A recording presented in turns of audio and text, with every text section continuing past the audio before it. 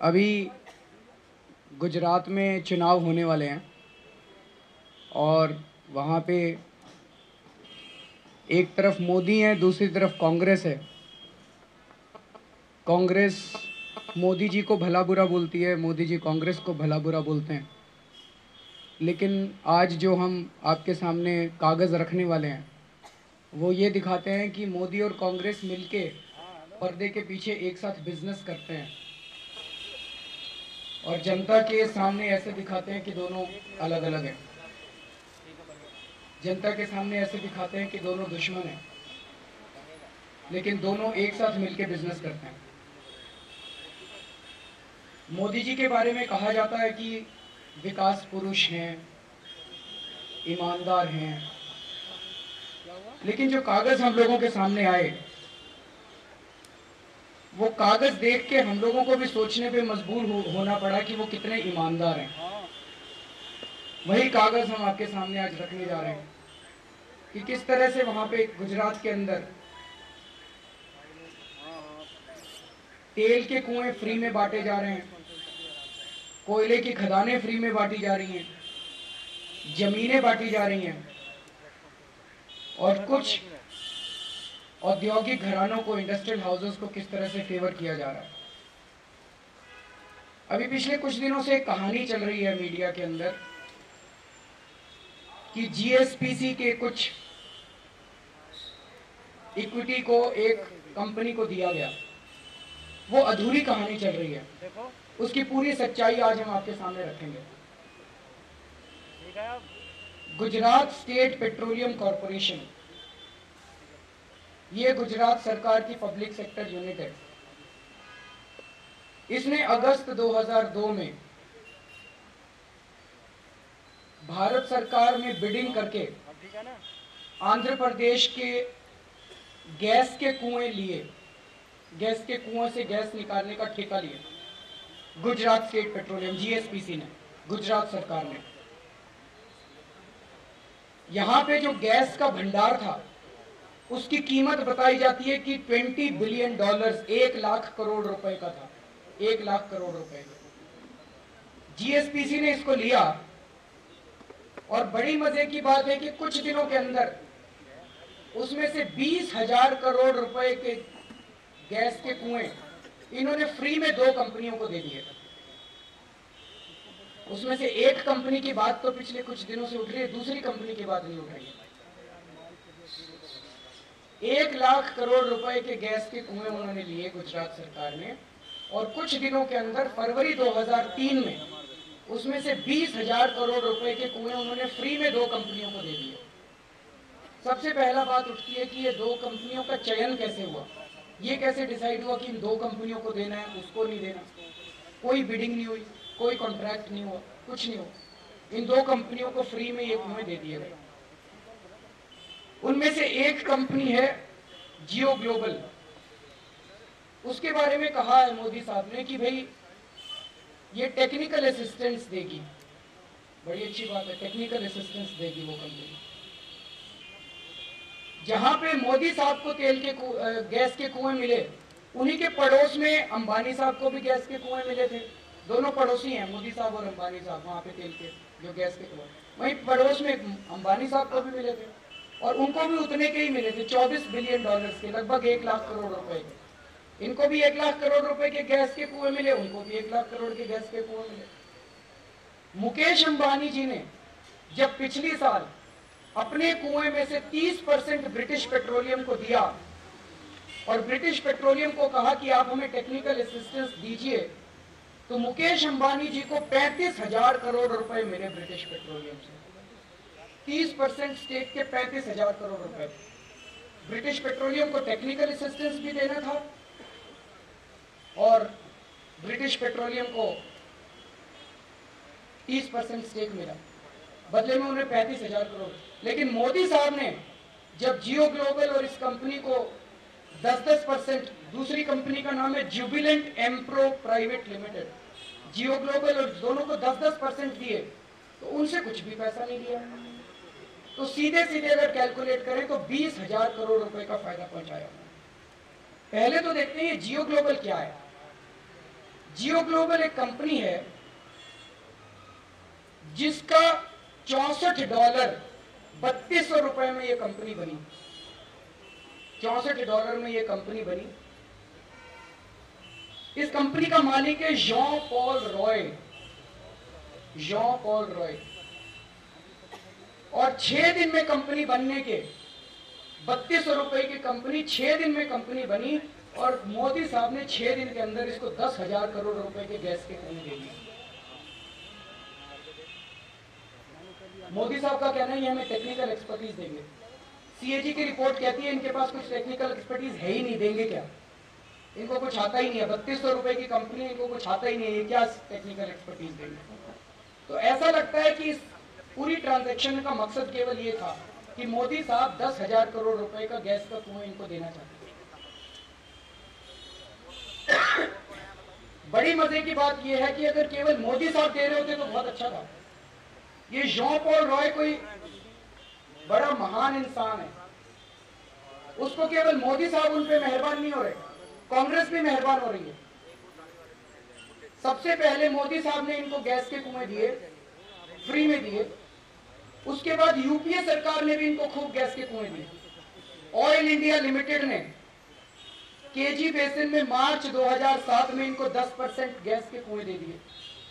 फरवरी 2004 में, अप्रैल 2005 में, सितंबर 2005 में मोदी साहब ने फिर से अपने गैस के कुएं और दूसरे बेसिन में जितने थे वो भी उठा के उनको दे दिए। मार्च 2007 में बीकानेर में जो हमारे गैस के कुएं थे वो केंद्र सरकार ने उठा के दे दिए। तो एक बड़ी मजे की बात है, कनाडा से एक आदमी चला, उसका नाम था जॉन पॉल रॉय। उसकी जेब में ₹3200 थे। वो भारत पहुंचा। भारत पहुंच के पहले वो गुजरात गया। गुजरात में मोदी साहब से मिला। मोदी साहब उससे इतना इंप्रेस हुए कि उसे उठा के 10,000 करोड़ रुपए के कुएं दे दिए। फिर वो वहां से दिल्ली आया। 3-4 साल में दिल्ली में भारत सरकार बदल गई, कांग्रेस सरकार आई। फिर वो कांग्रेस वालों से मिला। कांग्रेस वाले तो खूब मेहरबान हो गए उसके ऊपर। उठा के जहां उनको दिखा वहीं उठा के, कहीं 10% इक्विटी, कहीं 25% इक्विटी, कहीं उठा के उन्होंने गैस के कुएं दे दिए जैसे कि अपने बपौती है। ये आखिर जॉन पॉल रॉय है कौन? ये बहुत बड़ी मिस्ट्री है जिसके ऊपर कांग्रेस भी मेहरबान है, मोदी साहब भी मेहरबान है, दोनों मिलके मेहरबान है। मोदी और कांग्रेस दोनों मिलके मेहरबान है। ये है कौन? ये बहुत बड़ी गुत्थी है। उसको केजी बेसिन में मिले हुए हैं। उसकी वेबसाइट पे आप जाइए, KG basin, Cambay basin, Deccan syneclise basin, Bikaner Nagaur basin, सब लोग उसको गैस के कुएं फ्री में देते जा रहे हैं। सीएजी ने जब मोदी साहब को ऑडिट करना चालू किया तो मोदी साहब थोड़ा घबरा गए। उन्होंने 18 अगस्त 2010 को केंद्र सरकार को चिट्ठी लिखी, भैया जियो ग्लोबल के साथ जो कॉन्ट्रैक्ट हुआ है इसको कैंसिल करना चाहते हैं। तो मोदी साहब ने अपनी गलती मानी कि मैंने गड़बड़ की थी। 2003 में गैस के कुएं दिए। 2010 में मोदी साहब केंद्र सरकार को लिख रहे हैं कि मैं इनको जियो ग्लोबल के साथ कॉन्ट्रैक्ट कैंसिल करना चाहता हूं, मुझे इजाजत दी जाए। शक पैदा होता है इजाजत लेनी थी या चिट्ठी लिखी थी केवल? मोदी और कांग्रेस तो मिले हुए थे, इन्होंने चिट्ठी लिख दी। केंद्र सरकार के पास 3 साल हो गए चिट्ठी पड़े हुए और 20 चिट्ठी लिखी। उसके बाद मोदी साहब ने एक भी चिट्ठी पे केंद्र सरकार ने जवाब नहीं दिया कि हाँ हम इसके गैस के कुएं कैंसिल कर रहे हैं। क्यों? उन्होंने भी दे रखे थे, कांग्रेस वालों ने, मोदी साहब ने भी दे रखे थे। और आज मैंने सुना है संसद के अंदर कांग्रेस ने हंगामा किया है। किस मुंह से हंगामा कर रहे हैं? वो भी तो बताएं कि जॉन पॉल रॉय के ऊपर केवल मोदी मेहरबान नहीं है, कांग्रेस भी दोनों मिलकर गैस के कुएं लुटा रहे हैं। किस मुंह से कांग्रेस संसद के अंदर हंगामा कर रही है? ये जुबिलेंट एम्प्रो प्राइवेट लिमिटेड क्या है? इसके ऊपर मोदी साहब क्यों मेहरबान हुए? जुबिलेंट एम्प्रो प्राइवेट लिमिटेड, शोभना भाटिया जी, जिसको कांग्रेस ने सांसद बनाया था, नॉमिनेट किया था, कहते हैं गांधी परिवार के बहुत क्लोज हैं। उनके पतिदेव की ये कंपनी है। तो कांग्रेस के इतने नजदीकी व्यक्ति को मोदी साहब ने क्यों 10,000 करोड़ का फायदा पहुंचाया? एक प्रश्न उठता है। जनता को तो लगता है कि मोदी और कांग्रेस में कुछ घमासान है। जनता को लगता है कि कांग्रेस मोदी के खिलाफ है। जनता को लगता है मोदी साहब कांग्रेस के खिलाफ हैं। लेकिन अंदर बैठ के दोनों बिजनेस कर रहे हैं। कांग्रेस के इतने नजदीकी माने जाने वाली शोभना भारतीय जी के हस्बैंड, उनकी कंपनी है जुबिलेंट एम्प्रो प्राइवेट लिमिटेड। उस कंपनी को मोदी जी ने 10,000 करोड़ रुपए का फायदा, फ्री में क्यों 10,000 करोड़ रुपए के गैस के कुएं दिए? एक प्रश्न उठता है।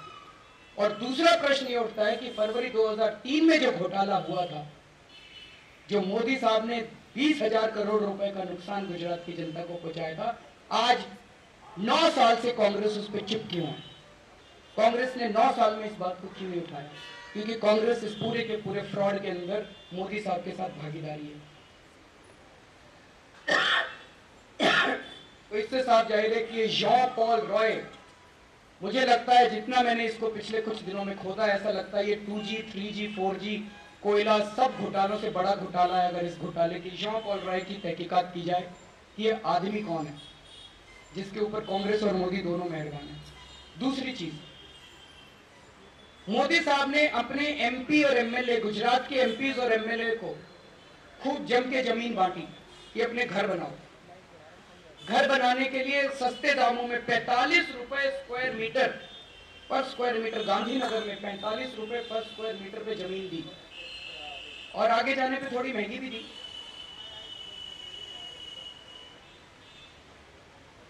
जमीन इसलिए दी थी कि आप इस पे घर बनाएंगे, और घर बनाने की ना तो मंशा थी, जैसे ही जमीन मिली बेच दी, खूब पैसा मिल रहा था। तो कांग्रेस वालों ने इस पे क्यों नहीं मुद्दा उठाया? कांग्रेस तो ऑपोजिशन में है, क्योंकि कांग्रेस वालों को भी दे दी जमीन, सबका मुंह चुप करा दिया। मोदी साहब बड़े स्मार्ट आदमी हैं, उन्होंने कांग्रेस वालों को भी जमीन दे दी, बीजेपी वालों को भी जमीन दे दी, ऑपोजिशन का मुंह भी चुप करा दिया उन्होंने, सबको जमीन दे दी। तो मामला हाईकोर्ट में गया, गुजरात हाईकोर्ट में। गुजरात हाईकोर्ट ने स्टे लगा दिया। गुजरात हाईकोर्ट ने कहा ये ठीक नहीं है, आपने अगर जमीन घर बनाने के लिए दी है तो बेच नहीं सकते इस जमीन को, घर बनाओ सब लोग। तो मोदी साहब और एक स्टेप आगे गए, उन्होंने गुजरात हाईकोर्ट के जजेस को भी जमीन दे दी। गुजरात हाईकोर्ट के जजेस को भी जमीन दे दी 2008 में, खूब सस्ते में। और जब से गुजरात हाईकोर्ट के जजेस को जमीन दी है, गुजरात हाईकोर्ट के अंदर इस मामले की लिस्टिंग ही नहीं हो रही है, इसकी हेयरिंग ही नहीं लग रही है तब से। तो गुजरात के अंदर मोदी ही मोदी है, ना कोई ऑपोजिशन है। और जुडिशरी को कैसे चुप कराना, ये मोदी साहब को बड़ा बखूबी आता है। ये जितना मैं कुछ बोल रहा हूँ, ये मीडिया वाले कहते हैं कि आपके पास सबूत नहीं है, बिना सबूतों के आके बैठ जाते हैं। सारे सबूत आज हमारी वेबसाइट पे, बहुत सारे पन्ने थे, इसलिए आज हम आपको कॉपीज नहीं दे पाए। सारे हमारी वेबसाइट पे, वहां से डाउनलोड कर लीजिएगा। जो रेजोल्यूशन पास हुआ 2008 में, और उसके बाद जो 2009 में जिस रेजोल्यूशन के तहत जमीनें दी गई, वो सारी वेबसाइट पे ऊपर। मुकेश अंबानी कहते हैं कि कांग्रेस तो हमारी दुकान है। हमें लगता है उसी तरह से मोदी सरकार अडानी की दुकान है। 2007 में गुजरात को बिजली की जरूरत थी, बिजली की कमी थी, तो वो अडानी से 5 रुपए 45 पैसे प्रति यूनिट, 5.5 रुपए प्रति यूनिट के हिसाब से, इसको मर्केंडाइज पावर बोलते हैं, जो शॉर्ट टर्म एग्रीमेंट के तहत अचानक जरूरत पड़ी बिजली की और आपको खरीदनी पड़े under a short term temporary arrangement, इसको मर्केंडाइज पावर। तो ये 5.5 रुपए प्रति यूनिट के हिसाब से अडानी से लेते थे। Gujarat mineral development corporation, GMDC Gujarat सरकार की कंपनी है। जीएमडीसी वालों ने मोदी साहब को चिट्ठी लिखी। जीएमडीसी वालों ने कहा सर हम आपको 2.25 रुपए यूनिट में बिजली दे देंगे, हमसे ले लो। पर मोदी साहब कैसे ले लेते? मोदी साहब का तो अडानी से प्रेम था। उन्होंने दिसंबर 2006 में जीएमडीसी ने कहा कि हम आपको 2.25 रुपए में, 2 रुपए 25 पैसे में बिजली दे देंगे। लेकिन उनकी बात को अस्वीकार करते हुए मोदी साहब ने फरवरी 2007 में अडानी के साथ 2 एग्रीमेंट साइन किए। एक में कि 2 रुपए 35 पैसे प्रति यूनिट और 2 रुपए 90 पैसे प्रति यूनिट। 2 रुपए 35 पैसे और 2 रुपए 90 पैसे। उनका अपना डिपार्टमेंट कह रहा है हम 2 रुपए 25 पैसे में बिजली देने को तैयार है। 2 महीने पहले कह रहा है, मोदी साहब उसकी नहीं मान रहे। 2 महीने बाद अडानी से वो दो एग्रीमेंट साइन करते हैं, 2 रुपए 35 पैसे और 2 रुपए 90 पैसे के साथ। और अडानी की तो नियत ही खराब थी। जैसे ही एग्रीमेंट साइन किया, उन्होंने गुजरात सरकार को ब्लैकमेल करना चालू किया। उन्होंने कहा हम बिजली नहीं देंगे जी, आप हमें कोयला दिलवाओ पहले अपने सरकार से। तो जीएमडीसी वालों, गुजरात मिनरल डेवलपमेंट कॉर्पोरेशन के पास कोयला था, उन्होंने कहा ठीक है हम कोयला दे देंगे, लेकिन आप बिजली के रेट कम करो, 2.25 रुपए करो। अडानी कहता नहीं हम बिजली के रेट कम नहीं करेंगे। अडानी दौड़ा दौड़ा मोदी साहब के पास चला गया, मोदी साहब को बहुत दया आई, उन्होंने क्या किया, जीएमडीसी के चेयरमैन को ही ट्रांसफर कर दिया, जोश साहब थे चेयरमैन, उनको ट्रांसफर कर दिया, उनको हटा दिया वहां से। और मोदी साहब ने फिर फाइल के ऊपर खुद नोट लिखा, उस नोट की कॉपी सर्कुलेट कर रहे हैं। उस नोट में यह लिखा कि भाई जीएमडीसी ने अडानी को आश्वासन दिया था कि हम आपको कोयला देंगे, उसी आश्वासन के बेसिस पे अडानी ने कॉन्ट्रैक्ट भरा था कि हम बिजली 2 रुपए 35 पैसे पे दे सकते हैं। तो जीएमडीसी को वो आश्वासन पूरा करना चाहिए। जोश साहब ने कई बार कहा जी आश्वासन तो दिया ही नहीं था हम लोगों ने, कब दिया था? अडानी बोला नहीं दिया था। अब समझ नहीं आया, जीएमडीसी के चपरासी ने आश्वासन दिया था कि सेक्रेटरी ने आश्वासन दिया था कि अंडर सेक्रेटरी, किसने आश्वासन दिया था अडानी को? अगर मोदी साहब के पास अडानी गया दौड़ा दौड़ा तो मोदी साहब को पूछना चाहिए था उनसे कि भाई किसने आश्वासन दिया, चिट्ठी दिखाओ। चिट्ठी कोई है ही, कहते जी वर्बल एश्योरेंस दिया था। किसने वर्बल एश्योरेंस दिया था? मोदी साहब ने फिर अपनी फाइल नोटिंग में लिखा, उनके दस्तखत है मोदी साहब के, कि ऐसा लगता है कि जीएमडीसी ने अडानी को आश्वासन दिया था, इसीलिए जो गुजरात सरकार के नैनी कोल ब्लॉक्स हैं, उन नैनी कोल ब्लॉक्स का 50% कोयला इनको दे दिया जाए फ्री में। बहुत अच्छा, कोयला बांट दिया, गैस के रिजर्व बांट दिए, अडानी को 50% कोयला मिल गया। कोयला मिलने के बाद अडानी ने जो एग्रीमेंट था गुजरात सरकार के पास बिजली का, वो एग्रीमेंट कैंसिल कर दिया। कोयला ले लिया, बिजली देने का एग्रीमेंट किया था कि 2 रुपए 35 पैसे पे बिजली देंगे, कोयले के ब्लॉक्स लेने के बाद कहा बिजली नहीं देंगे, अब कैंसिल कर दिया, एग्रीमेंट कैंसिल कर दिया। और गुजरात सरकार के साथ जब एग्रीमेंट कैंसिल किया तो मोदी को क्या कहना चाहिए था? मोदी साहब तो गुजरात की जनता के, उनका गुजरात की जनता का फायदा कराना उनका फर्ज है। मोदी साहब को उनको एक्शन लेना चाहिए था उनके खिलाफ। मोदी साहब ने एक्शन लेने की बजाय उनसे फिर 5.5 रुपए प्रति यूनिट बिजली लेनी चालू कर दी। 2 रुपए 35 पैसे पे बिजली देनी थी, वो एग्रीमेंट कैंसिल कर दिया, कोयले के ब्लॉक्स दे दिए, कोयले के ब्लॉक्स लूट के ले गए अडानी वाले, और उसके बाद उन्हीं से 5.5 रुपए फिर बिजली लेनी चालू कर दी। और पिछले साल गुजरात की विधानसभा में यह प्रश्न उठा था और सरकार ने माना कि आज तक गुजरात सरकार अडानी से 5.5 रुपए प्रति यूनिट के साथ बिजली ले रही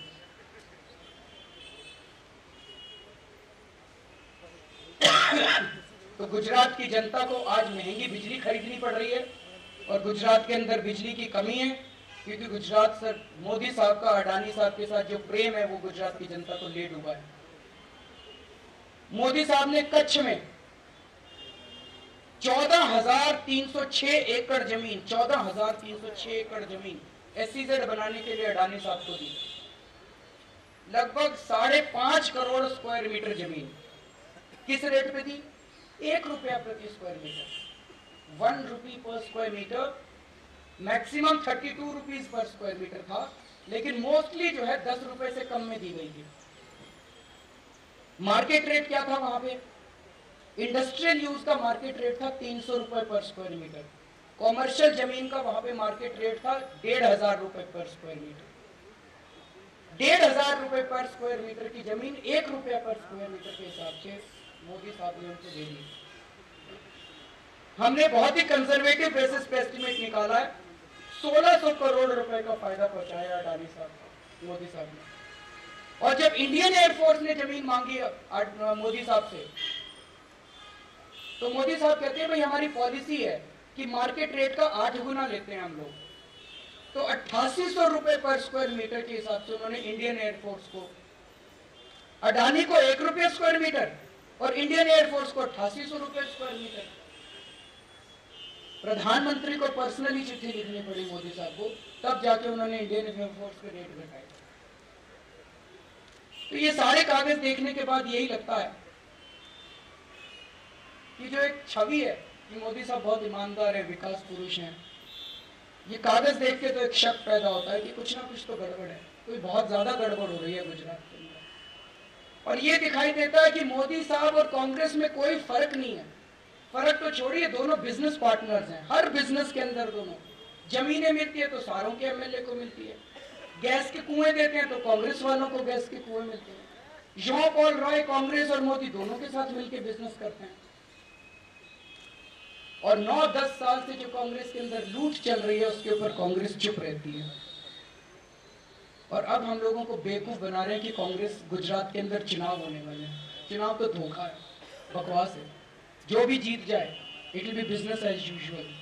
तो अंत में हम एक बात तो मांग करना चाहते हैं, ये कांग्रेस और बीजेपी वाले बहुत सारे ऐड दे रहे हैं, चैनल्स पे चल रहे हैं, हर 5 मिनट पे एक ऐड आता है, हर 5 मिनट पे एक ऐड आता है। बताएं तो सही कि कितना खर्चा हो रहा है इन एड्स के ऊपर। किस चैनल को कांग्रेस वालों ने कितना पैसा दिया, किस चैनल को बीजेपी वालों ने कितना पैसा दिया। अरविंद ने आपको करीब करीब सब कुछ बता दिया। जो महत्वपूर्ण बात जो इस खुलासे से उभर कर आ रही है वो ये है कि जिस तरह से कांग्रेस की सरकारों ने अंबानी को गैस और तेल के कुएं दे दिए, जिस तरह से कोयले की खदानें तरह तरह की बड़ी बड़ी कंपनियों को, टाटा को, जिंदल को, एसआर को दे दी गई, जिस तरह से लाखों एकड़ जमीन एसईजेड के नाम पर और तरह तरह हाईवे डेवलपमेंट के नाम पर बड़ी बड़ी कंपनियों को कौड़ियों के दाम पर दे दी गई कांग्रेस की सरकारों ने, उसी तरह से हमने देखा कि भाजपा की सरकारों ने भी जहां जहां इनकी राज्य में सरकारें हैं, चाहे छत्तीसगढ़ हो, चाहे येडियुरप्पा हो वहां कर्नाटक में, चाहे और उनके मुख्यमंत्री हो, करीब करीब सबने यही काम किया था। और सब लोग उस लूट में जो उधर केंद्रीय सरकार ने ऊपर से, कांग्रेस की सरकार ने ऊपर से और नीचे राज्य की सरकारों ने मिलकर जो लूट करी थी, उसमें भाजपा और कांग्रेस की गवर्नमेंट दोनों शामिल थी, चाहे कोयले की खदानों की हो, चाहे तेल की हो। लेकिन एक छवि ये बनाई गई थी कि भाई मोदी जी तो बड़े ईमानदार आदमी हैं, भाजपा के बाकी मुख्यमंत्री जरूर बेईमान होंगे, लेकिन एक हवा ये बनाई गई है पूरे देश में कि भाई मोदी तो बड़े ईमानदार आदमी हैं, विकास पुरुष हैं, बड़ी ईमानदारी से उन्होंने वहां पर गुजरात में विकास किया। इस खुलासे की महत्वपूर्ण बात यह है कि मोदी जी भी वही लूट, जमीन की लूट, 1 रुपए से लेके 32 रुपए स्क्वायर मीटर पर करोड़ों वर्ग मीटर जमीन अदानी को, एक ही कंपनी को या और भी कंपनियों को दी होंगी। हमने तो आपको एक कंपनी का बताया, बड़ी बड़ी कंपनियों को दी जा रही हैं, जबकि उनका मार्केट प्राइस, मतलब किसानों से छीन छीन कर दी जा रही हैं, गांव सभा की जमीनें दी जा रही हैं और उनका मार्केट प्राइस उससे कम से कम 10 गुना या कई बार 100 गुना होता है और उनको हजारों करोड़ का मुनाफा कराया जा रहा है बड़ी बड़ी कंपनियों को। और दूसरी मोदी जी का जो एक खास करिश्मा है कि वो कहते हैं कि अच्छा, पहले कहा जाता था साउथ में, तमिलनाडु के बारे में कि करुणानिधि और एमजीआर की जब सरकारें बदलती थी तो फिर भी जो घूस लेते थे 30% घूस दूसरे मुख्यमंत्री को भी, जो दूसरे विपक्षी पार्टी का होता था, उसको कहते थे इंडस्ट्रियलिस्ट से कि तुम पहले पहुंचा कर आओ। मोदी जी ने तो उसको इंस्टीट्यूशनलाइज कर लिया कि अच्छा हम जमीनें देंगे, एमपीओ को देंगे, एमएलएओ को देंगे, अभी वर्तमान भूतपूर्व सबको देंगे, लेकिन भाजपा को भी देंगे, कांग्रेस को भी देंगे, जिससे कि कांग्रेस वाले उसके बारे में कुछ ना बोलें, उस मुद्दे को ना उठाएं।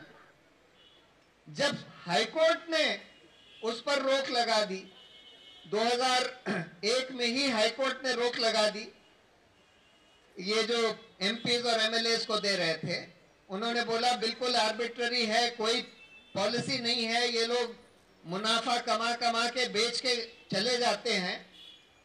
उसके तुरंत बाद ये मोदी जी सुप्रीम कोर्ट गए, सुप्रीम कोर्ट से हाई कोर्ट का ऑर्डर स्टे करा लिया और उसके बाद कई साल तक फिर से देते रहे और देते भी रहे और बेचने की परमिशन भी देते रहे। आज अलॉटमेंट होता है, कल परमिशन दे दी जाती है, दी तो जा रही है इस नाम से कि भाई आपको घर बनाने के लिए दी जा रही है, जबकि उनको ऑफिशियल हाउसेस मिलते हैं एमपीज एमएलएस को, और इसीलिए हाईकोर्ट ने रोक लगाई थी। लेकिन सुप्रीम कोर्ट से हाईकोर्ट का ऑर्डर स्टे करा लिया और बांटते रहे। जब सुप्रीम कोर्ट ने ऑर्डर वेकेट किया और हाईकोर्ट को बोला कि अच्छा अब तुम हाईकोर्ट इसकी सुनवाई करके इसका फाइनल फैसला करे, उस समय मोदी जी ने ये नई स्कीम निकाली कि अच्छा अब सब हाईकोर्ट के जजों को भी दे दिया जाए, और तकरीबन सारे हाईकोर्ट के जज रिटायर्ड, सिटिंग, जो सुप्रीम कोर्ट में भी जा चुके थे, सबको दे दिया गया अपना। और उसके बाद हाईकोर्ट में उस मामले की कोई सुनवाई नहीं करी गई 2008 के बाद, और वहीं पर आज भी लंबित है मामला। तो इसलिए ये जो छवि बनाई गई है, ये इस हम लोगों की थोड़ी सी ही तहकीकात से ये साफ जाहिर हो गया है कि छवि बिल्कुल बोगस है। और कांग्रेस इसके ये सब खुलासे नहीं करती, ये सब मुद्दे पब्लिकली नहीं उठाती, सालों साल तक नहीं उठाए गए, क्योंकि वो भी इस लूट में शामिल हैं और मोदी जी उनके लोगों को भी देते हैं। जब 10% जॉन पॉल रॉय को दिया तो साथ में उसी समय 10% शोभना भरतिया के हस्बैंड को भी दे दिया। तो इसलिए कांग्रेस इन सब चीजों को नहीं उठाती। ऐसे तो बड़ा दिखाते हैं कि हम बड़ा लड़ाई कर रहे हैं, उनसे घमासान है, लेकिन साथ में मिलकर लूट रहे हैं और इसीलिए चुप्पी साधे हुए हैं। न्यायपालिका के बारे में सब लोग जानते हैं कि न्यायपालिका में भी बहुत भ्रष्टाचार है। मैं तो इस बारे में सुप्रीम कोर्ट में एफिडेविट दे चुका हूं, इंटरव्यू दे चुका हूं, जिसके चलते हुए मेरे खिलाफ कंटेम्प्ट प्रोसीडिंग्स चल रही हैं। मैं ये बात कह चुका हूं कि पिछले 16-17 चीफ जस्टिसों में से कम आधे चीफ जस्टिस भ्रष्ट थे। लेकिन ये ठीक है कि उसके साथ साथ भी उस भ्रष्टाचार के बावजूद भी हाई कोर्ट, सुप्रीम कोर्ट कई अच्छे फैसले देता है और कई बार सरकार का भ्रष्टाचार रोकता भी है। लेकिन हम लोग लगातार ये मांग करते रहे हैं कि न्यायपालिका में भी कोई जवाबदेही नहीं है, उसकी जवाबदेही आनी चाहिए। ठीक है, ठीक है।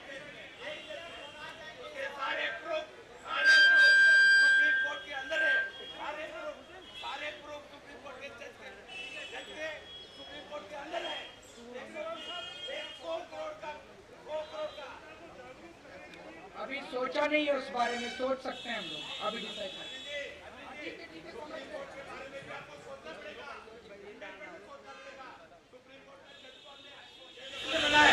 भ्रष्टाचार नहीं कर सकता है, सोच लीजिए। हाँ, और कोई सवाल? और कोई सवाल किसी का? Who is Jean Paul Roy and what is Modi's relationship with him? So we want to know what is the information that you have, because the allegation that is made over here that he has benefited on the one hand, the husband of Shobna Bhartiya who is tied up with the Congress party, and on the other hand Jean Paul Roy who definitely is from the opposition. He must be having sympathies or ties with the opposition. So what is the information that you have on this person? No, how can Jean Paul Roy have ties with opposition? Jean Paul Roy is getting contracts both from Congress and BJP. In Gujarat, Modi is giving him contracts, and then Jean Paul Roy comes to Delhi and Congress starts giving him contracts, participating interests in several oil fields. So Jean Paul Roy is close to both the parties.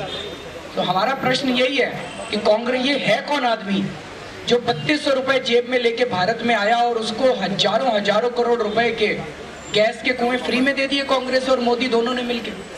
इसकी तहकीकात होनी चाहिए, हमें भी नहीं पता। आप इसकी वेबसाइट पे जाके देखिए, जियो ग्लोबल की वेबसाइट पे जाके। नहीं, हम ऐसा नहीं मानते, सारे एक जैसे हैं। मौके की बात है, जिसको जितना मौका मिलता है।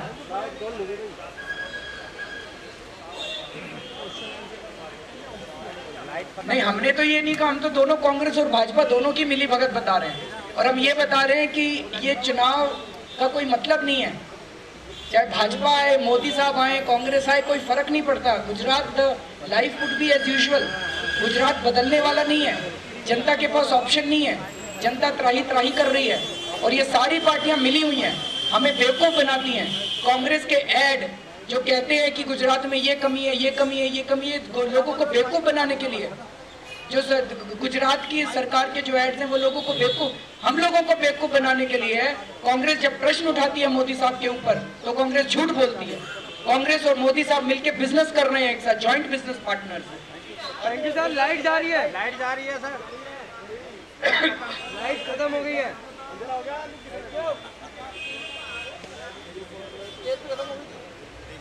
ये दुर्भाग्य है ना देश का, यही तो दुर्भाग्य है देश का।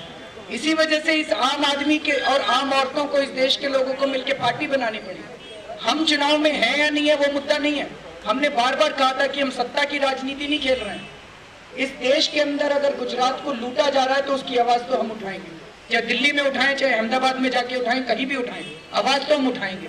अभी तो क्वेश्चन है, लाइट जा रही है, लाइट जा रही है खत्म। Arvind, you are saying that the favors were given to this company by Gujarat government, who is got scared and it recommended central government in 2010 to cancel the agreement with Jio Global. Little clarity here. I mean, the state government is asking center to. Yeah, it seems that is what the state government is saying. जब CAG का audit होना चालू हुआ 2010 में तो state government थोड़ी घबरा गई। उन्होंने एक चिट्ठी लिखी सेंट्रल गवर्नमेंट। इट सीम्स ये एग्रीमेंट के लिए आपको अप्रूवल लेनी पड़ती है। जैसे आपको याद होगा मुकेश अंबानी के केस में भी ब्रिटिश पेट्रोलियम के एक्विजिशन के पहले सेंट्रल गवर्नमेंट ने अप्रूवल दिया था, तो सेंट्रल गवर्नमेंट के अप्रूवल की जरूरत होती है। तो उन्होंने अप्रूवल मांगी है कि हम कैंसिल करना चाहते हैं इस कॉन्ट्रैक्ट को। अरविंद एक सवाल इधर से, अब आप पॉलिटिकल पार्टी हो चुके हैं ऑलरेडी और आज पार्लियामेंट में FDI पे बहस चल रही है। आप बतौर पार्टी आज ए कन्वीनर आप क्या चाहते हैं कि देश में FDI आना चाहिए तो कितना आना चाहिए और क्या होना चाहिए? देखिए, FDI को लेकर ढेर सारे प्रश्न हैं और उसके बारे में जो कहा जा रहा है कि किसानों को बहुत फायदा पहुंचाएंगे, कहा जा रहा है कि कंज्यूमर्स को बहुत फायदा पहुंचाएंगे, ऐसा दूसरे देशों में हुआ क्या? मैं ये सोच रहा था, वो कह रहे बीच के सारे दलालों को खत्म कर देंगे। पहले तो सारी बिजनेस कम्युनिटी को दलाल बोलना मुझे लगता है बहुत गलत है। इस देश के अंदर अगर मान लीजिए किसान किसी चीज को 3 रुपए में उगाता है और वो दिल्ली पहुंचते पहुंचते 100 रुपए हो जाती है और बीच में 4 लोग उसमें अपनी कमाई करते हैं, 4 लोग अपनी रोजी चलाते हैं। अब कहा जा रहा है वॉलमार्ट उससे 3 रुपए में सीधा खरीदेगी और 100 रुपए में यहाँ बेचेगी। तो क्या हम ये सोचे कि 97 रुपए जो प्रॉफिट होगा तो वॉलमार्ट किसान को जाके कहेगी भाई 97 रुपए मुझे ज्यादा प्रॉफिट हो रहा है तो 3 रुपए नहीं 5 रुपए ले ले मेरे से, ऐसा करेगी वॉलमार्ट? या यहाँ पे 100 रुपए में आके कहेगी मेरे को बहुत ज्यादा प्रॉफिट हो रहा है, कंज्यूमर्स को आप हमसे 95 रुपए में ले लीजिए? ये तो नहीं है। वो किसानों को 3 रुपए की बजाय 2 रुपए देगी क्योंकि मोनोपोली हो जाएगी उनकी, और यहाँ पे 100 रुपए की चीज को 110 रुपए में देगी। तो ये जो तमाशा क्रिएट किया जा रहा है कि किसानों को फायदा होगा, दलाल खत्म हो जाएंगे और यहाँ पे कंज्यूमर्स को फायदा होगा, ये सब मुझे लगता है बकवास है। वॉलमार्ट के अपने किसानों को, कल हिंदू के अंदर अगर आपने पी साईनाथ का आर्टिकल पढ़ा, अपने देश के अंदर किसानों की व्यवस्था सुधार दी वॉलमार्ट ने, अमेरिका के अंदर किसानों की व्यवस्था सुधर गई। तो ये सब बकवास है मुझे लगता है। बहुत सारे प्रश्न हैं, सबूत बहुत सारे आ रहे हैं, FDI के ऊपर भी हम लोग खुलासा करेंगे और एक ये निकल के आ रहा है, इसमें वॉलमार्ट में तो नहीं कह रहे, लेकिन FDI जो है ये बहुत सारे पॉलिटिशियंस का और बिजनेसमैन का, क्राइम का, भ्रष्टाचार का पैसा बाहर से रूट होके मॉरिशस के रूट के जरिए अंदर आ रहा है। एक स्टडी ये दिखाती है अभी वो कि 40% देश का FDI मॉरिशस की एक बिल्डिंग से आता है। पूरे देश का FDI जो है वो 40% मॉरिशस की एक बिल्डिंग से निकल के आता है। तो ये FDI है या? अरविंद जी आपने कहा है लाइट नहीं है, ये लाइट जला दो। अरे उससे कुछ। अरविंद जी आपने वो लाइट कर दो सर, लाइट नहीं है, बिल्कुल भी नहीं, लाइट नहीं है सर, लाइट हो गई है सर। आपके अनेक्शन से साफ है कि ये दस्तावेज RTI के जरिए नहीं मिले हैं, कि कहाँ से आपके पास ये दस्तावेज आए हैं और क्या आपने वेरिफिकेशन की है इनकी? देखिए, संजीव भट्ट ने हम लोगों को अप्रोच किया, संजीव भट्ट ने मुझे अप्रोच किया और संजीव भट्ट ने कुछ डॉक्यूमेंट्स दिए, ये GSPC से रिलेटेड और अडानी से रिलेटेड। मुझे ये नहीं समझ में आया। उसके बाद हमने उसकी बहुत तहकीकात की, उन्होंने महीना 1.5 महीना पहले मुझे अप्रोच किया था और उन्होंने काफ़ी तहकीकात की, इसके अंदर मटेरियल काफ़ी सारा है। लेकिन मुझे ये नहीं समझ में आया कि संजीव भट्ट ने ये मामला खुद क्यों नहीं उठाया। संजीव भट्ट जी की धर्मपत्नी ने ये मामला क्यों नहीं उठाया, वो तो मोदी जी के खिलाफ लड़ रही है। मुझे ये नहीं समझ में आया कि जिस कांग्रेस के नेताओं ने उनकी धर्मपत्नी को टिकट दिया है, संजीव भट्ट जी ने ये सारा मटेरियल ले जाके उन कांग्रेस के नेताओं को क्यों नहीं दिया, उन्होंने ये मामला क्यों नहीं उठाया। तो संजीव भट्ट जी की क्या पॉलिटिक्स है वो भी हम लोगों को समझ में नहीं आ रही। ऐसा तो नहीं कि कांग्रेस आपका इस्तेमाल करके मोदी आप मतलब आपका युद्ध मोदी के खिलाफ में कर रही है, ये तो कांग्रेस बता सकती है, मैंने आपको सारी सच्चाई बता दी है। अब आप कांग्रेस से जाके पूछिए कि उनकी क्या पॉलिटिक्स है और संजीव भट्ट की क्या पॉलिटिक्स। इसमें आप भी कंफ्यूज नजर आ रहे हैं कि कांग्रेस की इसमें कोई नहीं, देखिए कांग्रेस की जो भी मंशा हो, संजीव भट्ट की जो भी मंशा हो, हम तो खुलासा तब करते हैं जब हम पूरी तरह से तहकीकात करके सेटिस्फाई हो जाएं कि जो फैक्ट्स हम सामने ला रहे हैं, जो फैक्ट्स हम बोल रहे हैं, वो फैक्ट्स पूरी तरह से सही हैं और वो फैक्ट्स ये दिखाते हैं कि कहीं भ्रष्टाचार हुआ या कहीं घोटाला हुआ और बड़ा घोटाला हुआ, तब हम उसके बारे में खुलासा करते हैं। और लोगों की कांग्रेस का क्या मोटिव है, अगर कांग्रेस हमको अप्रोच करती है या कांग्रेस का कोई आदमी या संजीव भट्ट हमको अप्रोच करता है, उसका क्या मोटिव है ये वो जाने। लेकिन हम खुलासा तब करते हैं जब हम पूरी तरह से सेटिस्फाई हो जाए।